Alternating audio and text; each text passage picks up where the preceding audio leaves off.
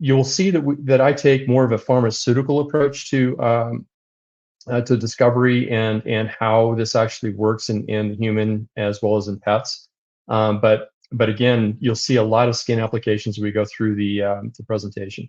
So shown here on the right is our building in Golden. We're about 15 miles west of Denver in the Rocky Mountains, United States. Shown on the left is our farm, which is in western Colorado, and it's a very beautiful setting. If you decide to come out and visit us, we'll be happy to give you a tour of the building or show you the farm.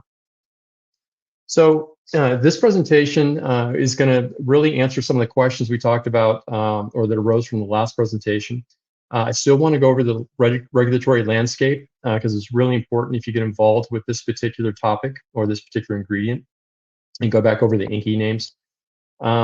It's really important, and it's become more apparent that that the testing and ingredients are properly characterized, and we'll go into that in a little bit.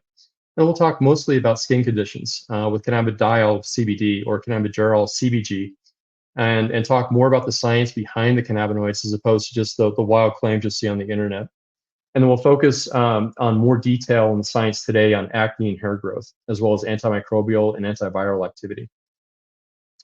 So there were many questions last time around in terms of how cannabidiol would actually affect various biological indications such as skin in acne, anti-aging, so on and so forth. So those shown here in bold: acne, regulations, COVID-19, full spectrum versus isolate, psoriasis, polypharmacology, hair and scalp, we'll get to today. One of the things with topical applications is with respect to sleep, is that topical applications, the cannabinoids don't penetrate the dermis unless you have a dermal driver incorporated into your formula. So just think about topicals actually really affecting the skin as opposed to affecting the whole body or getting in the bloodstream at appreciable levels.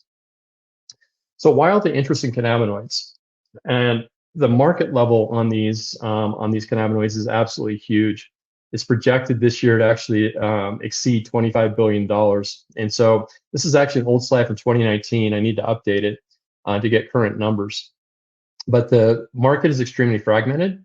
But one thing that you should know is that 1 in 7 Americans have tried a CBD product. It's expected that by the end of 2025, that more than 1/3 of Americans will actually have some type of CBD product in their everyday regimen, whether it's a topical or whether it's an ingestible for various health benefits. It's anticipated that CBD products in the topical space will exceed $3.8 billion by 2026, probably underestimated.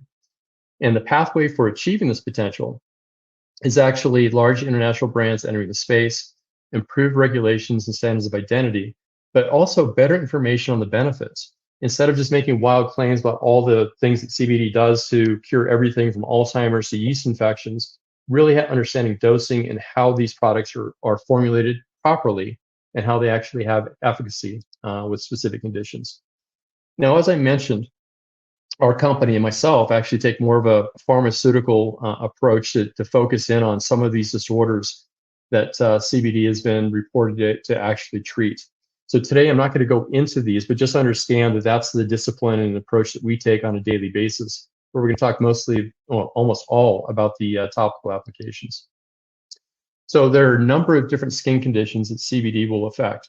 I will go into more detail on acne, alopecia, and antimicrobial effects, which are very important.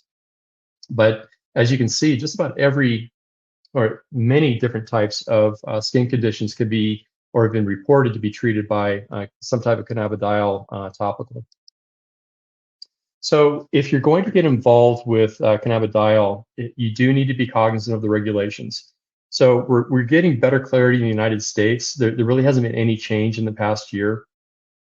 So there are numerous 3-letter acronym government agencies that regulate cannabidiol. So the USDA will regulate the crop while it's in the ground and making sure that plants can be harvested only when it's below 0.3% THC. So tetrahydrocannabinol or THC is the psychogenic component of marijuana or industrial hemp. The DEA also monitors the trade, and effectively they want to make sure that all products are below 0.3 THC. One of the trends that I should point out on this slide